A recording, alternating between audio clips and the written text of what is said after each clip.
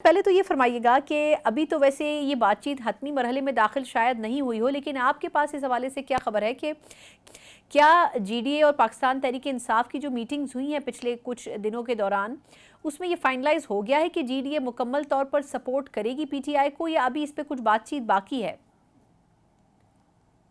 अस्सलाम वालेकुम। जी, जो अभी तक जो पेशरफ्त हुई है और जो उस दिन मीटिंग हुई है उसमें जो हम लोगों ने अपना वो क्या क्या कहते हैं जहन दिया उनको, उसमें यही है कि जो इस वक्त मुल्की मसाइल हैं जिस पे वो बात करने के लिए आए थे, बेसिकली वो तहरीक तहफ़्फ़ुज़ आईन पाकिस्तान के ऊपर बात करने के लिए आए थे कि जो 26वें आईनी तरमीम, फिर उसके बाद पीका एक्ट, और उसके बाद जो हमारे सिंध का मसला था कि जो कैनाल्स के दरियाई सिंध के ऊपर 6 कैनाल बन रहे हैं, इस सब के ऊपर इत्तेफाक राय हो गया है कि अपने अपने मुफादात, सियासी मुफादात के जो भी चीज़ है उसको पस पुश डालकर इस वक्त जो ज़रूरत है वो आईने पाकिस्तान को बचाने के लिए बचाने की है, क्योंकि पिछले 2 ढाई सालों से तो हमने आइन और कानून कुछ देखा ही नहीं।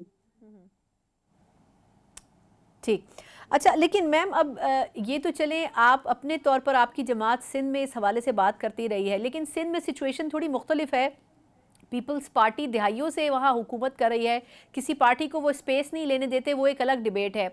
लेकिन अगर पीटीआई जो अलायंस बना रही है उसमें जीडीए या बाकी कुछ और अपोजिशन की पार्टीज शामिल होती हैं, तो आप किस हद तक उसमें उनको सपोर्ट कर सकेंगे? सिंध में स्ट्रीट पावर की हद तक कर सकेंगे, कारकुनान को लेके निकलेंगे, या धरना या एहतजाज? मतलब आप लोगों का अपना भी कोई लाइन ऑफ एक्शन होगा ना जो आप चाहते होंगे कि पीटीआई के साथ जिसमें शामिल हुआ जाए। क्योंकि मैं जो हम लोगों का है कि वो ये कि इस चीज को एक सीरियस नोट पे आगे बढ़ाना चाहिए, जिस तरह मौलाना फजल रहमान है, जमात इस्लामी ने कहा है कि वो ईद के बाद सड़कों पर होगी, बल्कि उन्होंने तो सीएम हाउस और गवर्नर हाउस के घेराव का भी इरादा किया है कि वो घेराव करेंगे। तो ये अब आगे 2-3 मीटिंग्स और होंगी।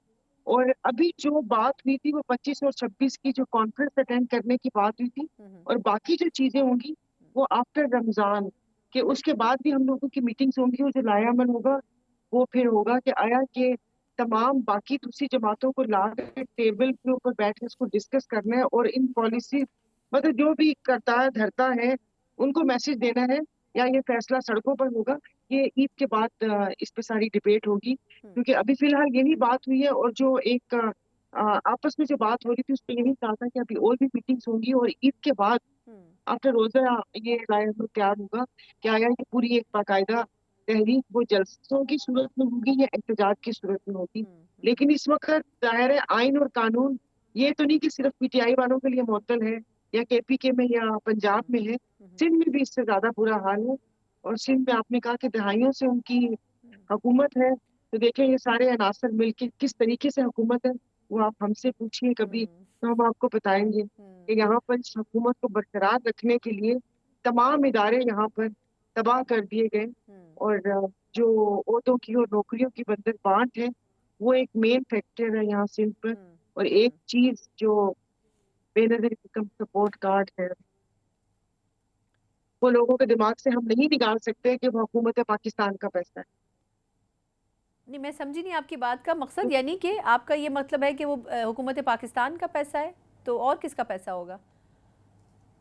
नहीं, यहाँ के सिंध के लोगों को ये पता है कि जब वो कहते हैं कि ये बेनजीर जब पैसा है, ये अच्छा। पीपल्स पार्टी वाले हैं, इससे पाकिस्तान आपके मेरे टैक्सेस का पैसा, उससे उनको कोई लेना देना नहीं है, हाँ। ये पैसा ये।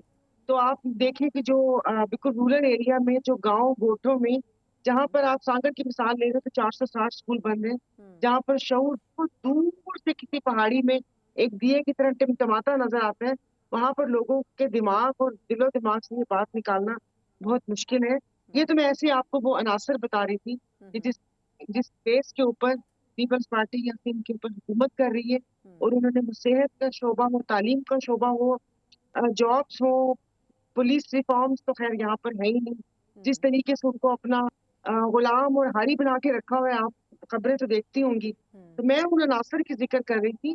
तो ये सारी चीजें हम लोग फेस करते हैं, हमारे जो वोटर्स वोटर्स हैं।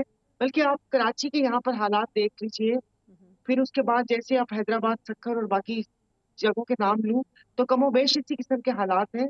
तो अब ये हालात लोगों की बर्दाश्त से भी बाहर हो गए हैं। पहले तो शायद लोग यही कहते थे कि ठीक है, कितना जुल्म कर लेंगे, लेकिन अब वो हद खत्म हो चुकी है। तो इस बात पे वो हुआ था कि एक बहुत बड़ी तहरीक की जरूरत है, हम्म। कि जो सिर्फ लफाजी करे या मिलना जुलना करे तो फिर प्रॉब्लम होगी। इसको बहुत सीरियस नोट के ऊपर इस चीज को लेना पड़ेगा। ये एक या दो मुलाकातों से ये वो कहते हैं ना, ये अक़दे हल होने के नहीं है। बिल्कुल सही। एक या दो मुलाकात कल सुलझ इसके लिए जाए। इसके लिए मिलते जुलते रहना चाहिए। बहुत बहुत शुक्रिया